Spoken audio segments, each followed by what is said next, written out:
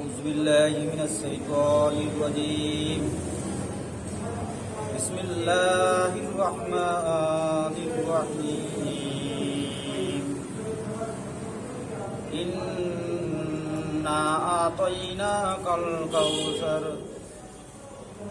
فصل لربك وانحر إن شانئك هو الأبتر صدق الله العظيم اللهم صل على محمد وعلى آل محمد كما صليت على إبراهيم وعلى آل إبراهيم إنك حميد مجيد اللهم بارك على محمد وعلى آل محمد كما باركت على إبراهيم وعلى آل إبراهيم إنك حميد مجيد সম্মানিত উপস্থিতি, আজকে আমাদের আলোচ্য বিষয় সূরা কাউসার। এই সূরা কাউসারের মধ্যে 3টি আয়াত আছে। এই সূরাটি 108তম সূরা। কোরআন শরীফের সব থেকে ছোট সূরা হচ্ছে কোরআন শরীফের সব থেকে ছোট সূরা হচ্ছে 3 আয়াত বিশিষ্ট 3টে সূরা আছে। একটা হচ্ছে আসর, নসর আর কাউসার। আসর অর্থাৎ ওয়াল আসরি ইন্নাল ইনসান, এটা আমরা পড়েছি। নসর হচ্ছে ইজা জা নাসরুল্লাহ ওয়াল ফাত। এই কাউসার 3টে। তো 3 আয়াত বিশিষ্ট সূরা। তবে এই সূরাটির মধ্যে হরফ বা অক্ষর কম আছে। ওই সূরাগুলো 3টি, এটাও 3টি আয়াত। এটা ছোট হওয়ার কারণ হচ্ছে যে ওই সমস্ত সূরার থেকে এই সূরাটির হরফ সংখ্যা, অক্ষর সংখ্যা কম। এই কারণে এই সূরাটাকে সবচাইতে ছোট সূরা বলে অভিহিত করা হয়েছে। তো আল্লাহ রাব্বুল আলামিন এখানে বলছেন, ইন্না আতাইনাকাল কাউসার, আমি অবশ্যই তোমাকে হাউজে কাউসার দান করেছি। ফাসাল্লি লিরাব্বিকা ওয়ানহার, সুতরাং তুমি তোমার প্রতিপালকের উদ্দেশ্যে নামাজ আদায় করো এবং কুরবানি করো। ইন্না সানিয়াকা হুয়াল আবতার, নিশ্চয়ই তোমার প্রতি বিদ্বেষ পোষণকারী হল নির্বংশ। এই হচ্ছে এই সূরার শাব্দিক তরজমা, সংক্ষিপ্ত শব্দ। প্রথমে এই সূরার শানে নজুলটা আমি আলোচনা করে নেওয়া যায়। কেমন সিচুয়েশনে, কেমন পরিস্থিতিতে এই সূরাটি নাযিল হয়েছে। নবী মুহাম্মদ সাল্লাল্লাহু আলাইহি সাল্লামের 3টি অথবা 4টি পুত্র সন্তান ছিল। কোন ঐতিহাসিকবিদ 4টির কথা বলেছে, আবার কেউ 3টির কথা বলেছে। কাসেম, ইব্রাহিম, তৈয়ব, আব্দুল্লাহ। এর মধ্যে আবার কেউ 3টে বলেছে, 4টে। আমি 4টির নাম উল্লেখ করলাম। তো দ্বিমত আছে। যাই হোক, আল্লাহ রসুল জনাব মুহাম্মদুর রাসূলুল্লাহ সাল্লাল্লাহু আলাইহি সাল্লামের 3টি অথবা 4টি সন্তান শৈশবেই ইন্তেকাল করে।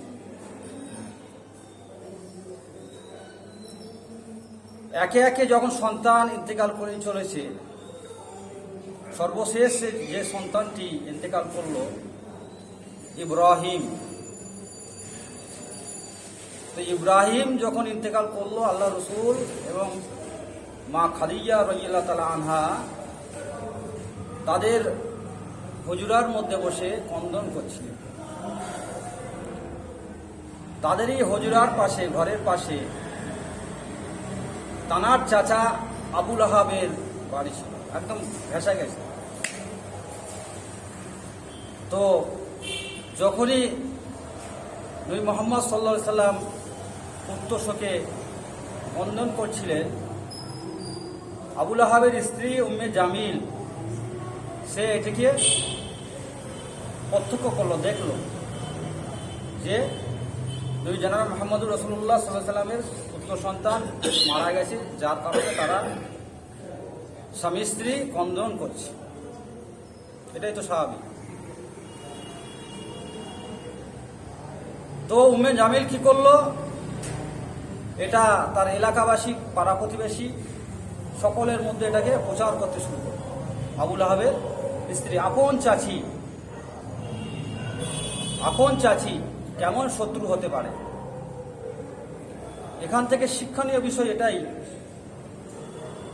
যে আওলাদে রসুল হলেই যে তিনি আল্লাহর মাহবুব হয়ে যাবে, আল্লাহর নেককার বান্দা বান্দি হয়ে যাবে, এটা ভাবার কোনো কারণ নেই। বর্তমান সময় দেখবেন অনেকে আছে, উনি আওলাদে রসুল, তিনি আওলাদে রসুল, এইভাবে প্রচার চালায়। আর তাদের কর্মকাণ্ডগুলো হয় ইসলাম বিরোধী, কুফরি। অমুক পীর সাহেব, তমুক পীর সাহেব, অমুক পীর যারা আওলাদে রসুল, অথচ তাদের কার্যকলাপে কুফরি বেদাতি ঘটে ওঠে। অতএব আওলাদে রসুল হলেই হবে না। যেমন আওলাদে রসুল ছিলেন ইবনে আব্বাস রাদিয়াল্লাহু তাআলা আনহু, হযরত আমিরে হামজা রাদিয়াল্লাহু তাআলা আনহু, হযরত ইমাম হুসাইন রাদিয়াল্লাহু তাআলা আনহুমা, ইমাম হুসাইন এবং হাসান রাদিয়াল্লাহু তাআলা আনহুমা, এনারা যেমন আওলাদে রসুল ছিলেন, আমাদের কাছে স্মরণীয় এবং বরণীয়। আর আবু লাহাব, আবু জাহাল, যদিও আবু জাহাল সম্পর্কে দ্বিমত আছে, উনি আপন চাচা ছিলেন না। আবু লাহাব এবং তার স্ত্রী এরা আওলাদে রসুল হয়েও আমাদের কাছে ঘৃণিত, তাই কিনা?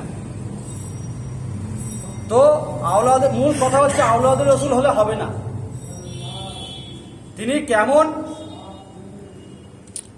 আল্লাহ রসুলের সুন্নতের পাবন্দে ছিলেন, আল্লাহর হুকুমের কেমন তিনি তাবে ছিলেন, সেটাকে আমাদের নির্ণয় করতে হবে। তো আবু লাহাবের স্ত্রী এবং আবু লাহাব কি করলো, আল্লাহ রসুলের ওই শিশু সন্তান মারা যাওয়ার পর তারা রটাতে লাগলো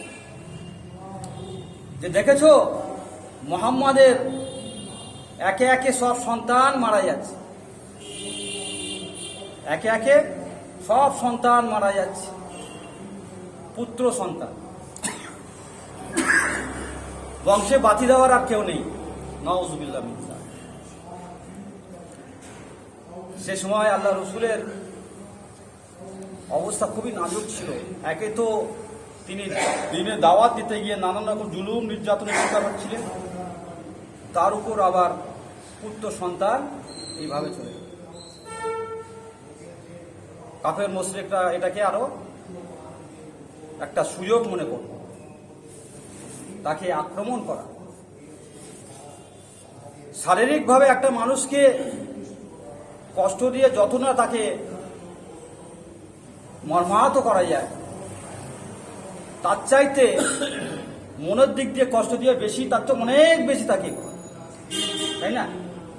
শারীরিক কষ্টের থেকে মানসিক কষ্টটা অনেক বেশি। শারীরিক কষ্ট চলছিল, জুলুম নির্যাতন চলছিল, তারপরে একটা ভালো সুযোগ পেয়ে গেল না, এটাকে তারা কেন্দ্র করে আরো মানসিকভাবে তাকে দুঃখ দিতে শুরু করল।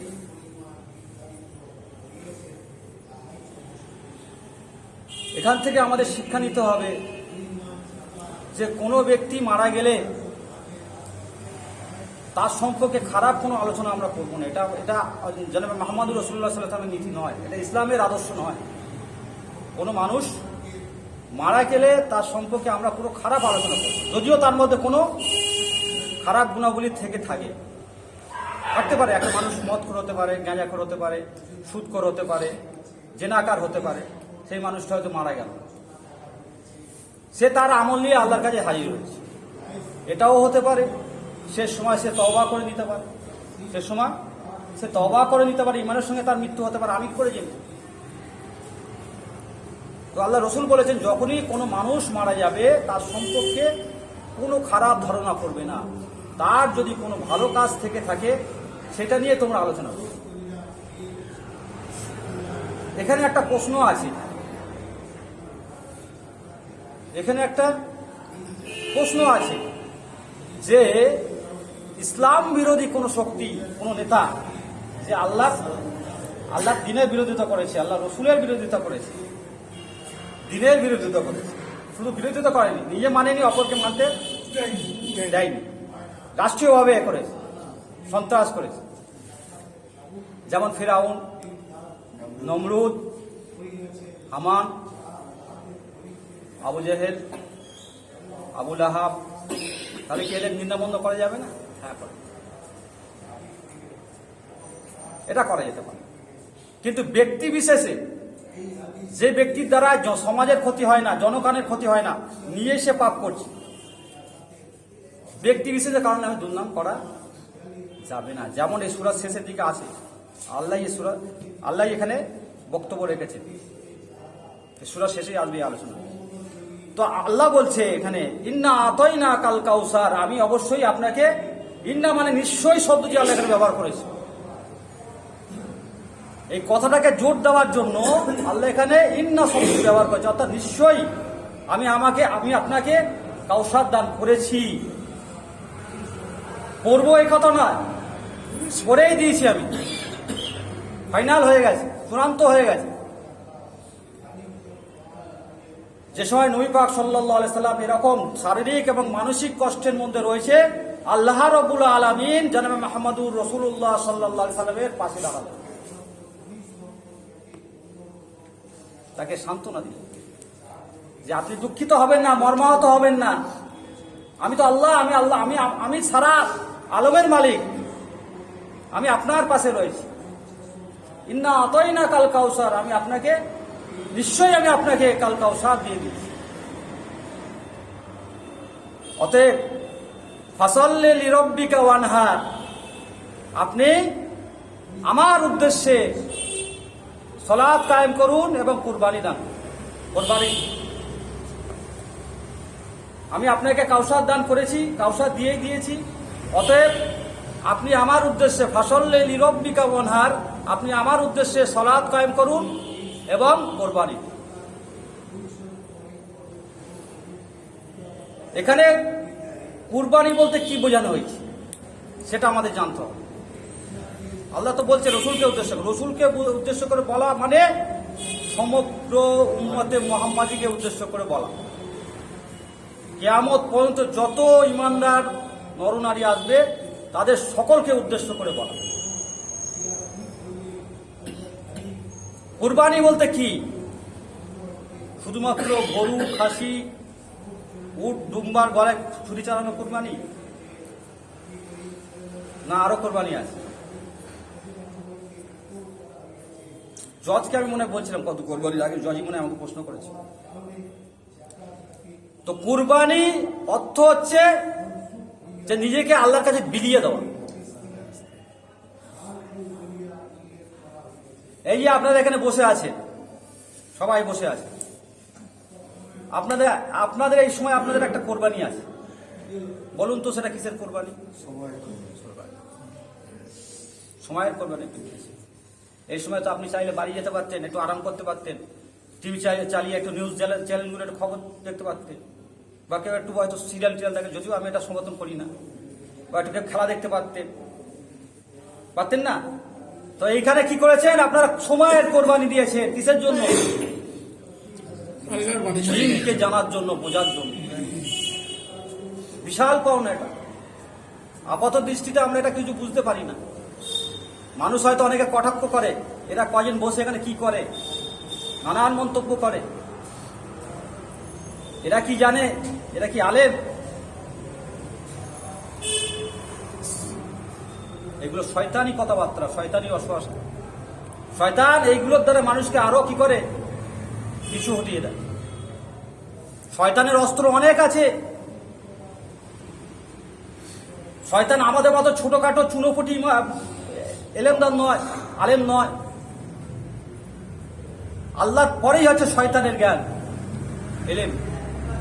শয়তান কখন, কিভাবে, কোন উপায়ে, কিসের মাধ্যমে মানুষকে পথভ্রষ্ট করবে এটা আমরা জানি না। সেই যে নবী পাক সাল্লাল্লাহু আলাইহি সাল্লাম বলেছেন, তোমরা বেশি থেকে বেশি লা হাওলা ওয়ালা কুওয়াতা ইল্লা বিল্লাহিল আলিয়্যিল আযীম এটা পাঠ করো। শয়তানের প্ররোচনা থেকে তোমরা আল্লাহর ছাওয়াতে তোমরা আশ্রয় নিও। শয়তান তোমাদেরকে পথভ্রষ্ট করে। আরো আছে কি, আউযু বিল্লাহি মিনাশ শাইতানির রাজীম। তো এইগুলো শয়তানের ওয়াসওয়াসা। শয়তান বলে থাকে যে ওরা কি বোঝে, কোরআনের কি বোঝে, যতটুকু বোঝে তার উপরেই আলোচনা হবে, এর বাইরে তো কোনো আলোচনা হয় না। নিজের মন করা কি কোনো আলোচনা এখানে হচ্ছে ভাই? এই যে ইন্না আতাইনা কাল কাউসার, আমি কি আমার মনের মতো আলোচনা করেছি? এখানে তাফসীর কারক যিনি তর্জমা করেছেন, বিশাল পণ্ডিত মানুষ, তিনি যে তর্জমাটা করেছেন, তার উপর ভিত্তি করে তো আমরা আলোচনা রাখি না, আমরা নিজেদের মতো করে আমরা শব্দ তৈরি করছি।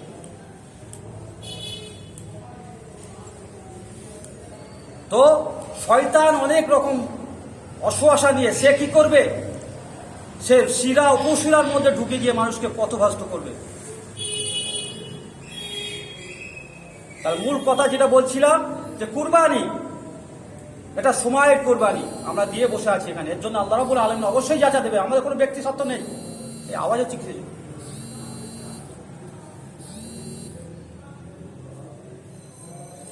এই যা আল্লাহ রাব্বুল আলামিন অবশ্যই দেবে। তারপরে হচ্ছে কি, আর্থিক কুরবানি। আর্থিক কুরবানি, অর্থ দিয়ে কুরবানি করা। অর্থ দিয়ে পশু কিনে আমরা যে কুরবানি করি, এটা একটা দিক। আর একটা কি, অর্থ দিয়ে কোনো দিনই কাজে সাহায্য করা। এখানে একটা দিনই চলছে, নিজাম চলছে, কোরআন চর্চা কেন্দ্র, কোরআন নিয়ে আলোচনা হচ্ছে, সুন্নাহ নিয়ে আলোচনা হচ্ছে।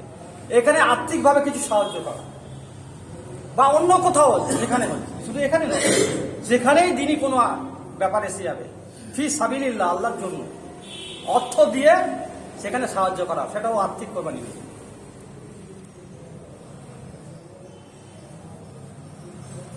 বোঝা গেল? তা কুরবানির বিভিন্ন দিক আছে, বিভিন্ন দিক আছে। তো আল্লাহ বলছেন যে আপনি আমার উদ্দেশ্যে সালাত কায়েম করুন এবং কুরবানি। একমাত্র কার উদ্দেশ্যে? নামাজ এবং কুরবানি একমাত্র কার জন্য? আল্লাহ। সূরা আনামের শেষের দিকে আছে, দেখবেন, কুল ইন্না সলাতি ওয়া নুসুকি ওয়া মাহইয়া ওয়া মামাতি লিল্লাহি রাব্বিল আলামিন। আমার সালাত, আমার কুরবানি, আমার সমস্ত ইবাদত বন্দেগী একমাত্র আল্লাহ। তো আল্লাহ এখানে কি বলছে যে অতএব আমি আপনাকে তো কাউসার দিয়েই দিয়েছি, এর জন্য আপনি কি করুন, আমার সন্তুষ্টির উদ্দেশ্যে আপনি সালাত কায়েম করুন আর কুরবানি। কায়েম কথার অর্থ ব্যক্তিগতভাবে নয়, কায়েম কথার অর্থ কি, সমষ্টিগতভাবে। আপনি শুধু একা নয় করবেন না, আপনি আপনার সহচর সাথীদেরকে নিয়ে পড়বেন, একতাবদ্ধ হয়ে পড়বেন, জমাতের সঙ্গে পড়বেন। তো সেই জন্য একা নামাজ পড়ার অপেক্ষা জমাতে নামাজ পড়া অনেক ফজিলত বেশি, অনেক বেশি, 25 থেকে 27 গুণ বেশি পাওয়া যায়।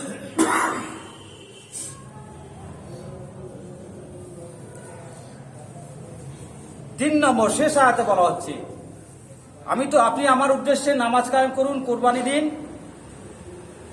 নিশ্চয়ই তোমার প্রতি বিদ্বেষ পোষণকারী হলো নির্বংশ। 3 নম্বর আয়াতে কি বলা হয়েছে, যে কাফেররা যে বলেছিল না, ওই আবুল আহাবের স্ত্রী বলেছিল যে মুহাম্মদ সাল্লাল্লাহু আলাইহি সাল্লাম নির্বংশ হয়ে গেছে, বংশে বাতি দেওয়ার আর কেউ নেই। শুধু তারা নয়, আরো কাফের মুশরিকরা এইভাবে রাসূলুল্লাহ সাল্লাল্লাহু আলাইহি সাল্লামকে করেছে।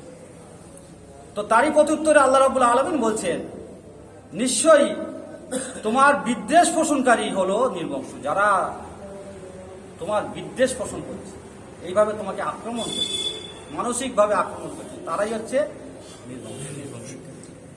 বাস্তবে দেখুন, নবী মুহাম্মদ সাল্লাল্লাহু আলাইহি সাল্লামের নাম যেভাবে উচ্চারিত হয়, অন্য কোনো ব্যক্তির নাম সেভাবে উচ্চারিত হয় না। আল্লাহ বলছেন, রফা আনা লাকা যিকরক, রফা আনা লাকা যিকরক, সূরা ইনসিরার মধ্যে বলছে। আলাম নাসরাহা লাকা সাদরাক ওয়া আদআনকা বিজরাক আল্লাযী আনকাদা জারাক ওয়া রাফা'না লাকা যিকরাক। হে নবী, আপনার জিকিরকে, আপনার নামকে আমি সবার উচ্চ করে দিয়েছি, সবার উচ্চ করে দিয়েছি। কাফের মুশরিক এরা কি, এরা বলল তোমার কি যায় আসে? ওই আবু লাহাব, আবু জেহেল, এই সমস্ত কাফেরদের নাম কি কেউ রাখে? রাখে কি? আপনি বর্তমান সময়, আমার তো জানা নেই যে আবু জেহেল বা আবু লাহাব কারোর নাম আছে, আপনারা কি যে জানেন কি? আমার জানা নেই। আজ আমার 44 বছর বয়স হতে চলো, আমি এখনো পর্যন্ত শুনিনি আবু জেহেল বা আবু লাহাব নাম আছে। এবং কোনো আবু লাহাব, আবু জেহেল এরকম নাম আপনি খুঁজে পাবেন না। হ্যাঁ, কোন ব্যক্তিকে, মুসলিম সমাজে ইমানদারের মধ্যে কোন ব্যক্তিকে যদি বলা হয় তোমাকে লাখখানিক টাকা দেবো, তুমি আবু জেহেল নামে তোমার সন্তানের নাম রাখো বা আবু লাহাবের নামে রাখো, কেউ রাখতে রাজি হবে না। এটাও জেনে রাখুন, আমি চ্যালেঞ্জ করছি। আল্লাহ পাক তো তাদেরকে ঘৃণিত করেছে, তাদেরকে ঘৃণিত করেছে, অপমানিত করেছে, লাঞ্ছিত করেছে। আরবের বুকে যে সমস্ত হাজি যারা হজে গিয়েছে তারা গল্প করেন, বলে যে আবু জেহেলের যেখানে ঘর ছিল সেইখানে পায়খানা বাথরুম করে। আপনি গিয়েছেন? আমি জানি না, আপনি হাজি, আপনি তো জানেন। তা আবু জেহেল এদের জায়গাগুলো, ঘরগুলো কি পায়খানা বাথরুমের জায়গা করা আছে। তা ঘৃণিত কারা হলো? এদেরকে আল্লাহ রাব্বুল আলামিন ঘৃণিত করেছেন, অপমানিত করেছে। আর নবী মুহাম্মদ সাল্লাল্লাহু আলাইহি সাল্লামের নাম সারা বিশ্বে 24 ঘন্টা এনি টাইম উচ্চারিত হচ্ছে না? আজানের মধ্যে হচ্ছে, নামাজের মধ্যে হচ্ছে। আল্লাহুম্মা সাল্লি আলা মুহাম্মাদিন ওয়া আলা আলি মুহাম্মাদ কামা সাল্লাইতা আলা ইব্রাহিম ওয়া আলা আলি ইব্রাহিম ইন্নাকা হামিদুম মাজিদ। হচ্ছে তো, আল্লাহুম্মা বারাক আলা মুহাম্মাদ ওয়া আলা আলি মুহাম্মাদ কামা বারাকতা আলা ইব্রাহিম ওয়া আলা আলি ইব্রাহিম। আত্তাহিয়াতু লিল্লাহি আসসালাওয়াতু আত-তাইয়্যিবাতু আসসালামু আলাইকা আইয়ুহান নাবিয়্যু ওয়া রাহমাতুল্লাহি আসসালামু আলাইকা আইয়ুহান নাবিয়্যু। তাহলে বিশ্বের প্রত্যেকটা কোনায় কোনায়, প্রত্যেকটা মিনিটে, প্রত্যেকটা সেকেন্ডে আমার নবীর নাম উচ্চারিত হচ্ছে। তো আল্লাহ বলছেন ওয়া রাফা'না লাকা যিকরাক, আপনার নামকে আমি তো সবার উচ্চে করে, সবার উপরে করে। হ্যাঁ, সবার উদ্দেশ্যে। এইভাবে আল্লাহ রাব্বুল আলামিন যারা প্রকৃত আল্লাহওয়ালা হবে, যারা প্রকৃত নেককার হবে, যারা প্রকৃত সলেহে বান্দা হবে, আল্লাহ রাব্বুল আলামিন তাদের নামটাকেও কি করে? মানুষের মুখে মুখে, মানুষের দিলের মধ্যে জায়গা করে। যারা নবী মুহাম্মদ সাল্লাল্লাহু আলাইহি সাল্লামের মিশন, তার সুন্নাহ, তার আদর্শ কে দুনিয়ার জমিনে বাস্তবায়ন করে, আল্লাহ রাব্বুল আলামিন তাদের সম্মান, মর্যাদা কি সবার উচিত। তাদের মহাব্বত মানুষের দিলের মধ্যে জায়গা করে। প্রত্যেকটা মোমেন নরনারীর মধ্যে তাদের মহাব্বত করে দেয় জায়গা। আব্দুল কাদের জিলানী রহমতুল্লাহ আলাইহি একজন আল্লাহর ওলি। আমরা সকলে তাকে শ্রদ্ধার নজরে দেখি, তাই না? আব্দুল কাদের জিলানী রহমতুল্লাহ, হযরত ওমর রাদিয়াল্লাহু তাআলা আনহু, হযরত আবু বকর সিদ্দিক রাদিয়াল্লাহু তাআলা আনহু, হযরত উসমান রাদিয়াল্লাহু তাআলা আনহু, আলী রাদিয়াল্লাহু তাআলা আনহু, আল্লাহর রাসূলের যে সমস্ত সাহাবী, তাদের আমরা শ্রদ্ধার সঙ্গে, সম্মানের সঙ্গে তাদের নামকে উচ্চারণ করি। হুজুরের সাহাবী তো চ্যালেঞ্জ বাই চ্যালেঞ্জ। হ্যাঁ, যারা নেককার বান্দা, আল্লাহ রাব্বুল আলামিন তাদের সম্মান করেন। আল্লাহ রাব্বুল আলামিন হাদিসে কুদসির মধ্যে এসেছে যে আল্লাহ রাব্বুল আলামিন যে বান্দাকে ভালোবাসেন, তার প্রধান ফেরেশতা জিবরিল আলাইহিস সালামকে ডেকে বলেন, হে জিবরিল, আমি অমুককে ভালোবাসি, আমি অমুককে ভালোবাসি, তুমিও তাকে ভালোবাসো। জিবরিল আমিন কি করে? আসমানের মধ্যে এসে সমস্ত ফেরেশতাদেরকে বলতে থাকে, হে আসমানের ফেরেশতারা, আল্লাহ রাব্বুল আলামিন অমুককে ভালোবাসে, আমিও তাকে ভালোবাসি, তোমরাও তাকে ভালোবাসো। আসমানের সমস্ত ফেরেশতাদিগকে এসে বলে, আল্লাহ রাব্বুল আলামিন অমুক বান্দাকে ভালোবাসে, আমিও তাকে ভালোবাসি, আল্লাহ আমাকে ভালোবাসে, অতএব তোমরাও তাকে ভালোবাসো। এভাবে আল্লাহ রাব্বুল আলামিন ওই বান্দার প্রতি এমন আকর্ষণ সৃষ্টি করে দেয় যে মানুষের দিলে ওই বান্দার মহব্বত সৃষ্টি করে, মানুষের দিলের মধ্যে ওই বান্দার মহব্বত। তো এখানে যে সমস্ত কথাগুলো বলা হয়েছে আর একবার রিপিট করি, কারণ অনেকে পরে এসছেন। ইন্না আতাইনা কাল কাউসার, হে নবী আমি আপনাকে কাউসার দান করেছি। কাউসারের গুণাবলী সম্পর্কে আমার বলা হয়নি। কাউসার কেমন? হাদিস শরীফের মধ্যে এসে কাউসারটা হচ্ছে একটা হাউস, এর দৈর্ঘ্য হচ্ছে একটা ঘোড়া দ্রুত গতিতে 1 মাসের রাস্তা নন স্টপ বিরতি ছাড়া যতটুকু যেতে পারবে, তার দৈর্ঘ্য এতটা। একটা ঘোড়া, দ্রুতগামী ঘোড়া, নন স্টপ বিরতি ছাড়া যতটুকু যেতে পারবে ততটুকু এর দৈর্ঘ্য, আল্লাহই ভালো জানে। আর এর পাত্র হচ্ছে অসংখ্য, আসমানের নক্ষত্র নয়, অসংখ্য। এই পানিটা এমনই পানি, দুধের থেকে সাদা, মধুর থেকে মিষ্টি, মিষ্ক আম্বরের থেকে সুগন্ধি। এই পানিটার গুণ বৈশিষ্ট্য হচ্ছে এইটা, দুধের থেকে সাদা, মধুর থেকে মিষ্টি এবং মিষ্ক আম্বরের থেকেও অতি সুগন্ধি। যে বান্দা বা বান্দি এই পানি 1 ঢোক পান করবে, 1 গ্লাস তো দূরের কথা, 1 ঢোক পান করবে, এই 50,000 বছরের কিয়ামতের দিন। কত বছর? 50,000 বছর কিয়ামতের দিনে তারা পানি পিপাসা লাগবে না, যতক্ষণ পর্যন্ত না সে জান্নাতের মধ্যে যাচ্ছে। এটা হচ্ছে কাউসারের বৈশিষ্ট্য। তো সেদিন অনেক উম্মতেরা যাবে পানি পান করতে। আল্লাহ রসুল সাল্লাল্লাহু আলাইহি সাল্লাম সমস্ত উম্মতদেরকেও কি পানি পান করে, একে একে সব যাবে পানি পান করে। দেখা যাবে একটা সময় পর্দা পড়ে গেছে, ফেরেশতারা আটকে দিয়েছে কিছু উম্মত। তো নবী মুহাম্মদ সাল্লাল্লাহু আলাইহি সাল্লাম বলবেন যে এদেরকে আটকাচ্ছে কেন, এদেরকে ছেড়ে দাও, আসতে দাও। ফেরেশতারা বলবে, ইয়া রাসূলুল্লাহ, ইয়া হাবিবুল্লাহ, আপনার অবর্তমানে আপনি যে দিনকে ছেড়ে এসেছিলেন, সে দিনের মধ্যে এরা কি করেছিল? সংমিশ্রণ ঘটিয়েছিল। আপনি যে দিন ছেড়ে এসেছিলেন, সেই দিনের মধ্যে এরা কি করেছে? সংমিশ্রণ ঘটিয়েছে,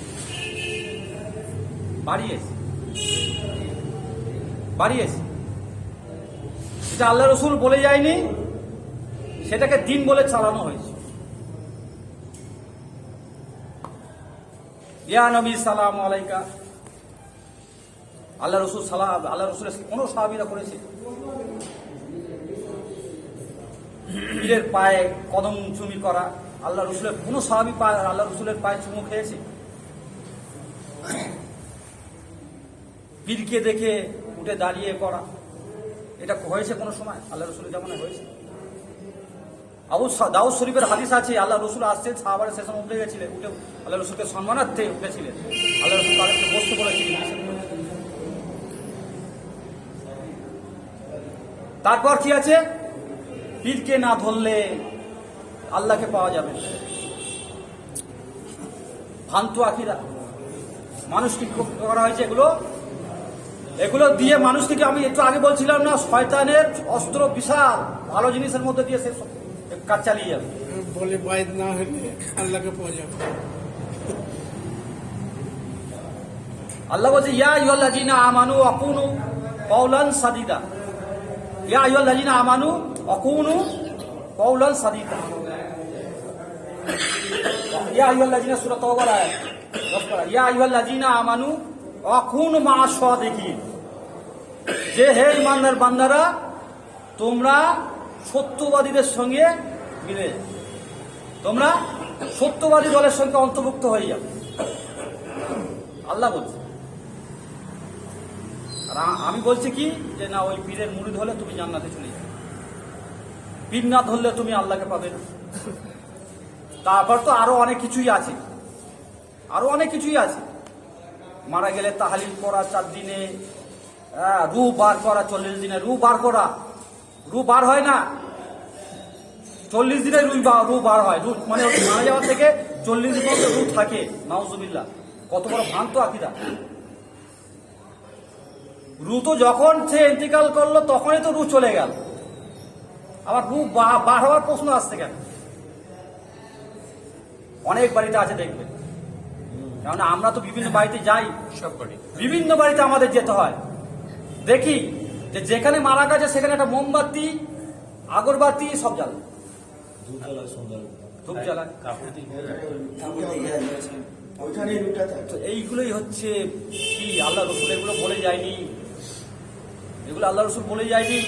তো ওই কিয়ামতের ময়দানে হাউজে কাউসারে পানি পান করতে যাবে, আটকে যাবে, আটকে যেতে হবে। তাহলে 1 নম্বর, ইন্না আতাইনা কাল কাউসার, হে নবী নিশ্চয়ই আমি আপনাকে কাউসার দান করেছি, ফাসাল্লি লিরাব্বিকা ওয়ানহার, অতএব আপনি আমার উদ্দেশ্যে, আমার সন্তুষ্টির উদ্দেশ্যে আপনি সালাত কায়েম করুন এবং কুরবানি দান করুন। ইন্না সানিয়াকা হুয়াল আবতার, আপনি আবতার নন, আপনি নির্বংশ নয়। যারা আপনাকে বলছে, যারা আপনাকে মনে কষ্ট দিচ্ছে, নির্বংশ বলে, শেকড় কাটা বলে আপনাকে যারা কষ্ট দিচ্ছে, প্রকৃতপক্ষে তারাই হচ্ছে শেকড় কাটা, তারাই নির্বংশ, আপনি নির্বংশ নয়।